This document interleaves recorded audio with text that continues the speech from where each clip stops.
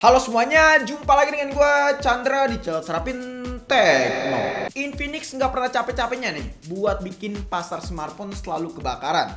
Dari mulai seri Zero, seri Note, bahkan sampai seri terendahnya yaitu seri Smart, selalu bikin brand lain itu mikir dua kali buat nyaingin harganya. Apalagi sekarang mereka mulai masukin seri GT yang mungkin posisinya ini ada di bagian tengah-tengah sebelum Zero ya teman-teman. Berarti secara nggak langsung seri yang satu ini di atasnya dari seri Note dan di bawahnya dari seri Zero. Ya posisinya ini seri GT bakal ada di tengah-tengah. Makin tambah pusing kan kalau kita lihat serinya Infinix karena cukup lumayan banyak tuh. Apalagi brand lain dibikin pusing sama kehadiran smartphone yang satu ini. Soalnya harganya yang cuman dibanderol 3,5 jutaan aja. Tapi speknya yang dikasih di luar nalar semua coy. Contohnya dari segi desain nih, yang dimana desain dari Infinix GT 10 Pro ini bener-bener kelihatan tampil beda. Kelihatan gamingnya banget sih kalau gue perhatikan ya. Apalagi smartphone itu punya motif yang kayak smartphone transparan gitu. Tapi pas waktu gue lihat nih bagian detailnya, ini bagian belakangnya itu nggak transparan ya teman-teman. Ibarat kata ini kayak motif doang gitu loh. Ya hampir ketipu sih sama bagian belakangnya ini karena memang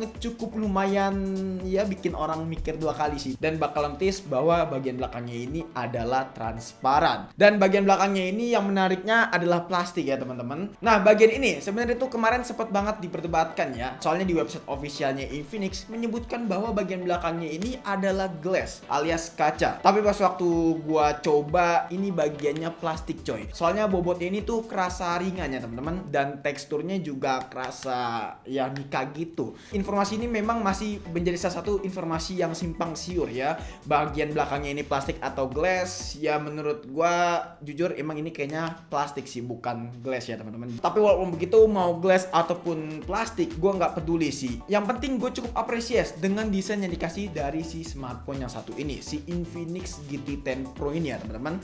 Apalagi dengan range harga sekitaran 3,5 jutaan menawarkan desain yang semenarik ini. Nah buat warnanya sendiri tuh ada dua ya teman-teman. Kebetulan gue dapat yang warna silver. Satu lagi tuh warna apa ya? Gue lupa sih, agak kayak teman-teman gold-goldan gitu ya teman-teman. Tapi untuk yang warna silver ini gue lihat ini cakep sih ya. Bukan sembarang warna silver karena warna silvernya ini kelihatan beda dari smartphone lain. Apalagi kalau misalnya kita bawa keluar ruangan warnanya ini bisa berubah. Ya walaupun memang ini terkesan seperti fitur gimmick aja ya teman-teman. Tapi setidaknya menambah kesan menarik dan wow gitu. Wow. Grip saat digenggam dari smartphone itu juga kerasa cukup nyaman nih. Gua akuin untuk bobotnya juga smartphone itu cukup lumayan ringan nih. Buat frame-nya juga udah punya bahasa desain yang kayak metal gitu ya teman-teman. Karena memang ini kelihatan solid banget untuk bagian frame-nya. Dan sudah mengotak pastinya seperti smartphone kekinian. Ya untuk urusan dunia perport-portan, smartphone itu udah bisa dibilang lengkap banget. Masih ada lubang jack 3,5 mm yang posisinya itu ada di bagian bawah, menambah kesan elegannya teman-teman. Terus juga portnya udah pakai USB Type-C pastinya. Kok nggak ada fingerprint nih? Ya pasti di antara kalian mikir ini HP nggak ada fingerprint. Tapi nggak usah khawatir coy. Fingerprint dari smartphone ini udah under display. Gokil nggak tuh? Harga 3,5 jutaan bisa dapat smartphone under display. Memang gua agak bingung sih sama smartphone dari Trans Group ya, Transition Group kalau nggak salah ya. Itu selalu ngasih fingerprint yang under display di range harga 3 jutaan. Gue bingung. Untungnya mereka kira-kira berapa ya kalau misalkan ngasih teknologi fingerprint under display gini coy. Terus tadinya gue juga ngeremehin kemampuan fingerprint dari smartphone ini. Tapi nyatanya pas waktu gue coba ini responsif bener coy. Cepet bahkan. Terus juga untuk speakernya nggak main-main. Di sini udah punya teknologi dual stereo speaker. Dan buat hasilnya sih bisa dibilang ya kerasa biasa aja sih memang. Tapi setidaknya udah pakai dual stereo speaker coy. Atas bawah pula. Ini cukup membantu banget nih. Jadi suaranya makin tambah kencang sih kalau menurut gue. Apalagi pas waktu main game-game mobile ya teman-teman, ini kerasa enak banget. Asik dah main game di smartphone yang satu ini. Nah ngomongin ngegame, smartphone itu punya SoC yang bisa dibilang paling ngebut sih dari MediaTek buat kelasan mid-range saat ini. Ingat saat ini ya. Dan bisa dibilang gue cukup salut nih sama SoC ini karena punya pabrikasi 6 nanometer yang gue yakin bakalan hemat daya nih. Bagian ini pasti kita bahas nantinya. Tapi secara benchmark Dimensity 8050 punya hasil benchmark yang cukup lumayan tinggi. Salah satunya aplikasi AnTuTu benchmark nih yang mendapatkan skor di angka 678 ribuan. Gokil kan? Terus juga 3D Mark benchmark, overall skornya itu dapat di angka 4441. Average FPS-nya dapat di angka 26,60 FPS. Ya masih oke banget lah menurut gua. Geekbench 6 pun juga tinggi banget nih, entah dari single core ataupun multi core. Buat sekelas SoC Midrange ini udah cukup banget. Secara benchmark smartphone itu menggoda banget ya, dan gue bisa akuin kemungkinan besar Dimensity 8050 bakalan laku keras di tahun 2023 sampai 2024 mendatang. Bakalan banyak deh smartphone yang pakai SoC yang satu ini. Ya pasti banyak banget smartphone yang dibadutin sih sama HP ini, sama SoC ini maksudnya ya, bukan HP ini. Selain tes benchmark, gue juga udah coba ngajak main beberapa game nih. Ya seperti biasa lah, game PUBG Mobile, Mobile Legends, Free Fire. Di sini game Free Fire kita adain lagi ya. Terus sama game Genshin Impact. Cuman ketiga game ini yaitu PUBG Mobile, Free Fire, dan juga Mobile Legends mendapatkan optimalisasi frame rate dari pihak Infinix. Yang artinya kita mendapatkan settingan tertinggi ataupun settingan terbaik. Bukan settingan terbaik sih, lebih tepatnya mendapatkan settingan frame rate terbaik. Contohnya game Free Fire nih, yang dimana kita mendapatkan settingan high FPS ya teman-teman. Yang artinya FPS itu bakalan stabil mampus. Dan bener aja, pas waktu gue main game FF Max, di sini dapat FPS yang bener-bener stabil. Minim banget terjadi yang namanya frame drop. Selama 20 menit bermain juga nggak ada tuh yang namanya frame drop. Paling frame dropnya ya sekitaran tipis-tipis aja sih. Turunnya paling sekitaran 3an FPS, dan itu nggak kerasa banget, nggak ngeganggu pas waktu main game. Terus juga buat main game Mobile Legends nih, dapat settingan ultra enak banget, udah rata kanan mentok semua lah buat main game Mobile Legends ini. Dan FPS-nya bener aja stabil mampus di 60 FPS, minim terjadi yang namanya frame drop. Ya gua akuin lah, buat main game Mobile Legends smartphone ini udah libas banget, dan gak ada lawan sih harusnya ya di range harga 3,5 jutaan ini. Terus juga buat main game PUBG Mobile nih, settingannya kita dapat di settingan smooth 60 FPS. Gokil gak tuh? Kelasan SoC midrange dan juga smartphone midrange dapat settingan di smooth 90 FPS.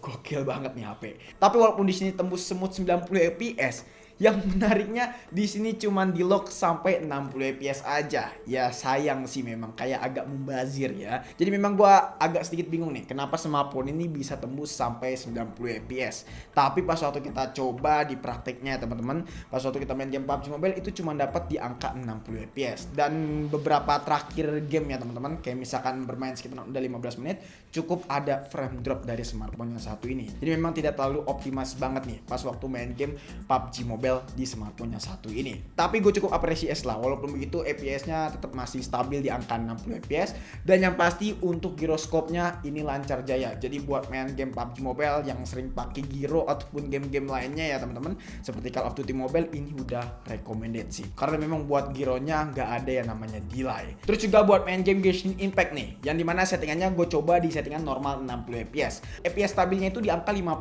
sampai 55 FPS. Tapi terkadang ada nyentuh di 60 fps, cuman kalau misalnya kita bermainnya udah cukup lama, sekitaran 15 menitan ke atas ya teman-teman, itu cukup lumayan kerasa frame dropnya. Tapi frame dropnya masih bisa dikatakan batas normal, karena frame dropnya itu paling di angka 40-an atau enggak sampai 30 fps aja. Jadi menurut gua ada sedikit frame drop itu hal yang wajar sih, apalagi mengingat smartphone ini adalah smartphone midrange.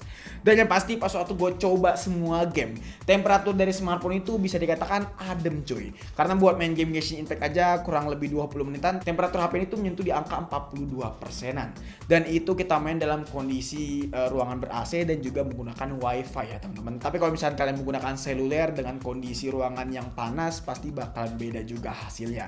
Ya tergantung ruangan, koneksi, dan juga daya tahan kalian bermain. Buat OS sendiri, Infinix GT 10 Pro ini pakai OS yang beda nih, yaitu XOX 4 GT. Anjay, XOX 4 GT, ada embel-embel GT-nya nih. Yang katanya OS ini tuh bakalan jauh lebih clean dan juga jauh lebih minimalis ketimbang XOS pada umumnya ya teman-teman. Tapi yang menariknya pas waktu gua cek, memang OS ini tuh kerasa clean ya teman-teman, dan juga lebih ringan gitu loh yang gua rasakan. Di sini nggak ada yang namanya bloatware ataupun iklan, bener-bener clean lah. Tapi bukan itu permasalahan permasalahannya. Yang gue permasalahin itu ini beneran OS for GT atau cuman gimmick doang. Takutnya ini kan bener-bener nih udah bagus XOX for GT tapi nyatanya update-nya masih jarang ya. Ya harapan gue pihak Infinix lebih sering-sering update lah ya, karena security patch itu penting banget coy. Apalagi posisinya di sini masih XOS 13.1. Ya semoga bisa mendapatkan XOS versi terbaru di next update ya teman-teman. Oke, beralih ke bagian depan. Infinix GT10 Pro ini punya diagonal layar yang bisa dibilang udah cukup lumayan besar, yaitu 6,67 inch, yang membuat smartphone itu kerasa nyaman ya, karena diagonal layarnya itu pas-pasan banget. Screen to body-nya juga udah 93%, jadi bezelnya cukup lumayan tipis nih teman-teman. Terus juga resolusinya pastinya udah Full HD dong, dan panelnya ini pakai panel AMOLED. Brightness-nya bisa di-push sampai 900 nits, jadi kalau buat dipakai di outdoor,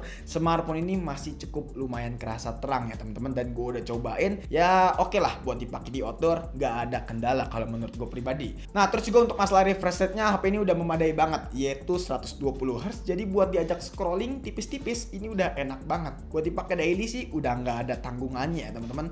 Ada tanggungannya masih gimana tuh? Ya pokoknya untuk dipakai daily udah recommended banget nih smartphone yang satu ini, karena spesifikasi layarnya udah mumpuni. Apalagi buat nonton film, yang dimana kalau buat nonton film yang berkualitas HD ya teman-teman, ataupun SDR, ya smartphone ini udah oke sih. Ini flashnya kenapa nyala ya by the way.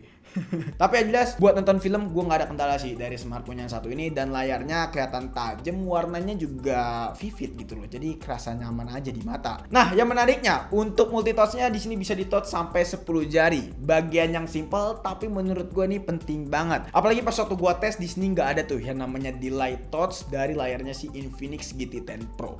Nice banget Infinix, kamu mendengarkan suara rakyat anjay. Oh ya, untuk baterai sendiri Infinix GT10 Pro ini punya kapasitas sebesar 5000 mAh. Ya kapasitas yang standar sih. Terus juga fast chargingnya juga udah 45 watt. Ya memang nggak 100 watt, 120 watt ataupun 180 watt. Masih 45 watt, ya nggak kenceng-kenceng banget, tapi setidaknya yang penting aman itu sih ya. Terus juga power delivery-nya udah PD 3.1 ya.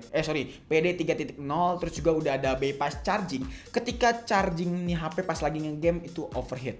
Tapi kalau dipikir-pikir, siapa juga yang mau main game lagi charging terus overheat gitu loh. Kan agak ngeri gitu loh ya. Fitur yang ini gue kurang recommended sih, karena memang agak ngeri aja gitu loh. Ya kalau misalnya waktunya charging ya udah di charging aja. Kalau misalkan udah overheat, cabut aja coy. Tapi bagus lah. Beralih ke bagian kamera. Kameranya sendiri tuh smartphone ini punya setup triple kamera. Ya memang agak sedikit gimmick sih ya kameranya ini. Tapi resolusinya udah 108 megapiksel. Dan buat hasil fotonya bisa kalian lihat di slide berikut ini aja. Nah kalau menurut gue pribadi, hasilnya sih memang tidak sebagus seperti smartphone 3 jutaan pada umumnya teman-teman. Karena memang bagian yang satu ini mungkin bisa menjadi salah satu bagian kekurangan dari Infinix GT10 Pro. Di lain sisi speknya yang udah oke, layarnya mantep, SoC-nya gahar, tapi kameranya ini agak sedikit kurang kalau menurut gue pribadi. Tapi yang gue cukup apresiasi untuk bagian awannya ini masih kerasa sangat biru ya, dan masih kelihatan naturalnya gitu. Jadi memang nggak terlalu lebay sih buat processing image-nya ini. Ya bagian yang nice di lain sisi, tapi bagian detailnya yang agak kurang menurut gue. Tapi bisa kalian nilai aja deh untuk hasil foto dari Infinix GT10 Pro ini.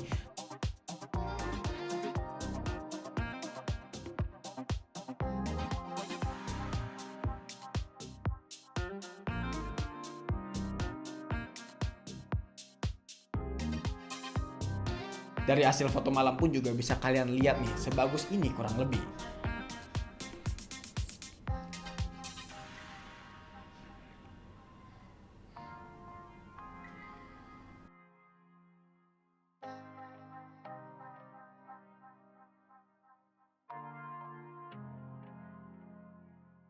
Yang menariknya smartphone itu bisa rekam sampai 4K 30 fps dan hasilnya seperti ini. Nah, ini dia nih hasil perekaman dari Infinix GT10 Pro ya teman-teman. Di resolusi 4K 30 fps hasilnya seperti ini teman-teman. Dan ini nggak bisa aktifin fitur image stabilization-nya kalau misalnya kita rekam di 4K 30 fps. Cuman sampai Full HD 30 fps saja baru kita bisa aktifin fitur yang namanya image stabilization. Tapi ya hasilnya menurut gua bisa kalian lihat sendiri aja ya. Tapi secara warna sih oke sih, detailnya juga oke lah ya. Seperti ini hasilnya kurang lebih. Nah kalau yang ini Full HD 30 fps dengan fitur image stabilization, hasilnya stabil ya, mendingan Full HD sih menurut gua. Jadi nggak gonceng-gonceng gitu loh coy. Dan hasilnya juga nggak jauh beda sama 4K sih, entah kenapa ya. Bisa kalian nilai sendiri aja. Dari langitnya juga warnanya masih sama kayak 4K. Detailnya juga memang ada perbedaan tipis lah, tapi nggak terlalu begitu signifikan. Yang penting stabil sih menurut gua. Ini dia hasil kamera belakang dari Infinix GT 10 Pro di resolusi 1080 dengan bila 60 frame per second. Ya, ini kondisi malam hari.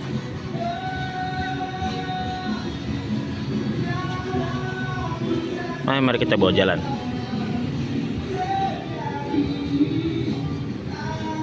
Gue lihat dari kamera sih stabil ya. Cuman kalau dari kalian coba tulis komentar di bawah. Jadi guys, ini dia buat hasil perekaman kamera depan dari Infinix GT10 Pro ya teman-teman. Dan hasilnya seperti ini, menurut gue menarik sih karena bisa rekam sampai Full HD 60 fps. Ya, hasilnya pun juga oke sih menurut gue ya. Dan kalau ditanya stabil atau enggaknya, ya nggak terlalu stabil sih di 60 fps. Tapi di 30 fps kok stabil ya menurut gue. Ya itu emang udah sewajar kayak gitu sih. Tapi hasilnya oke lah. Oke, kesimpulannya, Infinix GT10 Pro memang bukan smartphone yang kaleng-kaleng kalau menurut gua. Walaupun memang ada sedikit kekurangannya, yaitu di bagian kamera yang menurut gua tuh agak sedikit kurang. Tapi kelebihan dari smartphone ini tuh tergolong banyak banget sih menurut gua. Nggak cuma dari segi SoC-nya aja yang gahar, tapi beberapa fitur lainnya yang menurut gua tuh asik banget dari smartphone yang satu ini. Nah, kalau misalkan kalian nanya untuk fitur NFC ada atau enggak di smartphone ini, ada jawabannya. Dual stereo speaker ada, terus juga untuk getarannya yang menurut gua asik banget nih. Ya sebutannya hectic linear motor ya teman-teman. Dan ada beberapa spek lainnya yang menarik banget seperti layarnya yang udah pakai AMOLED, terus juga untuk desainnya yang udah cakep mengotak kayak gini. Jadi menurut gua ini big deal banget sih yang dikasih sama Infinix. Gua nggak tahu nih posisi seri GT ini bakal ada di mana, di tengah-tengah dari si Zero ataupun Note. Ya tapi yang jelas harapan gua ini bukan sekedar pertama kali launching aja nih si Infinix ngerilis si seri GT. Semoga terus dikembangin buat seri GT ini karena memang seri GT ini menarik banget. Di lain sisi kalau kita lihat kan brand-brand lain dengan seri GT itu harganya terlalu high price ya teman-teman, tapi memang yang dikasih juga sebanding gitu loh. Dan si Infinix GT10 Pro ini hadir dengan seri nama GT tapi ngasih experience dan juga harga yang terbaik. Itu sih yang gue suka. Dan first impression gue sama smartphone itu udah puas banget sih. Soalnya kelihatan beda, bukan sembarang HP Infinix nih coy. Ya gue yakin bakalan ketar-ketir sih. Bikin pasar kebakaran juga. Soalnya harganya cuma 3,5 jutaan. Kalau misalnya kalian pengen beli, klik aja link yang ada di deskripsi. Oke guys, jadi mungkin cukup sekian aja video kali ini. Kalau misalnya kalian punya pendapat ataupun punya pertanyaan soal smartphone yang satu ini, tulis aja langsung di kolom komentar. Ataupun pengen nanya secara privat, bisa DM langsung aja ke @sarpintek. Nah teman-teman, itu di Instagram kami. Chandra pamit dan sampai jumpa di video selanjutnya. Until next time, goodbye. Ya, ini gokil banget sih. Makin gokil Transsion Group. Aduh.